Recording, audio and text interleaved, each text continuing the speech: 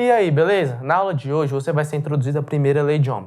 Então vamos lá para o quadro para você entender como funciona esse conceito importantíssimo na análise de circuitos.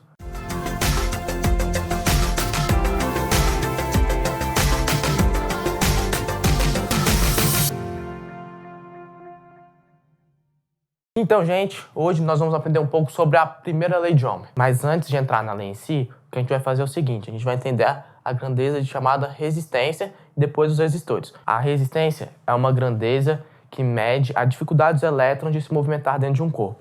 Ou seja, mede a dificuldade de passar corrente por um determinado corpo, beleza? E o resistor vai ser um objeto que possui a grandeza resistência. A gente vai definir a primeira lei de Ohm usando o potencial de circuito e a corrente do circuito. A gente vai fazer uma simulação do experimento que o Ohm fez.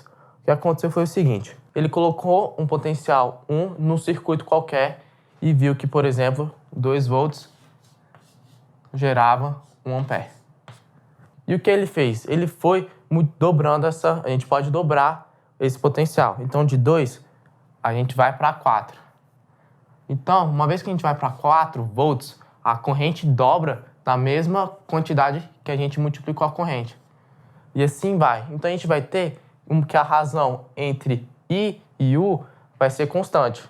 Ou, no caso, a gente vai chamar de resistência a razão de U e I. E essa é justamente a lei de Ohm, que mostra que a relação de um potencial com uma corrente é constante. E essa vai ser a nossa medição de resistência. Esse é o formato mais tradicional da lei de Ohm.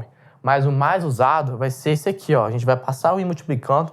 A gente vai ter que U vai ser igual a R vezes I. Mas isso só vale para o caso do resistor ôhmico. O que é o resistor ôhmico? O resistor ôhmico é que a resistência sempre permanece constante.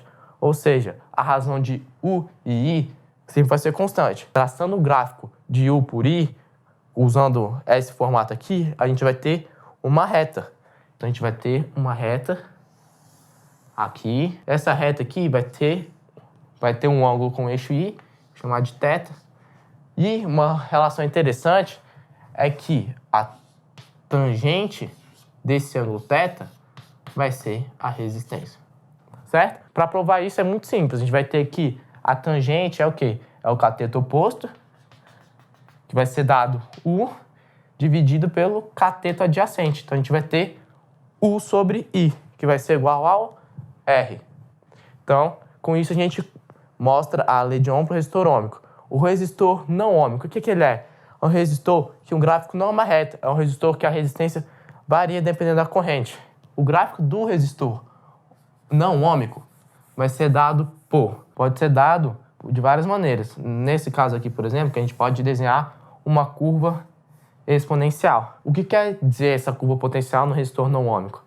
Que conforme a gente vai aumentando a DDP, a corrente não vai aumentar, ela vai diminuindo o seu aumento. Ou seja, a gente vai ter que gerar muito mais EDP para ter aumento de corrente. Nesse caso, a gente vai ver que a resistência varia, uma vez que a gente precisa de muito mais tensão para gerar um pouco mais do aumento da corrente. Uma coisa muito importante a ser dita é a unidade da resistência. A gente vai ter que a unidade da resistência vai ser em Ohm, que vai ser essa letra ômega aqui do alfabeto grego, ok? Agora a gente vai pegar aqui o exemplo que eu deixei aqui no quadro, né?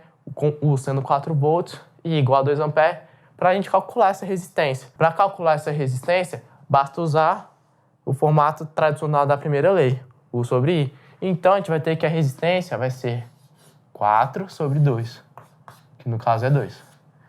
E a gente pode usar isso para qualquer grandeza. Se a gente tiver a resistência que é 2, a gente pode apagar a corrente, a gente pode apagar aqui o valor da corrente e substituir aqui, fazer corrente, desce esse R aqui, vai ser U sobre R, que vai ser 4 sobre 2, que também vai ser 2 amperes, e aqui são 2 ohms. Então, a gente conseguiu relacionar uma grandeza de resistência com corrente e tensão e mostrar o que são resistores ôhmicos e não ôhmicos. Na próxima aula, a gente vai dar continuidade às leis de Ohm e eu vou introduzir para vocês a segunda lei de Ohm. Eu conto com a presença de vocês. Até lá!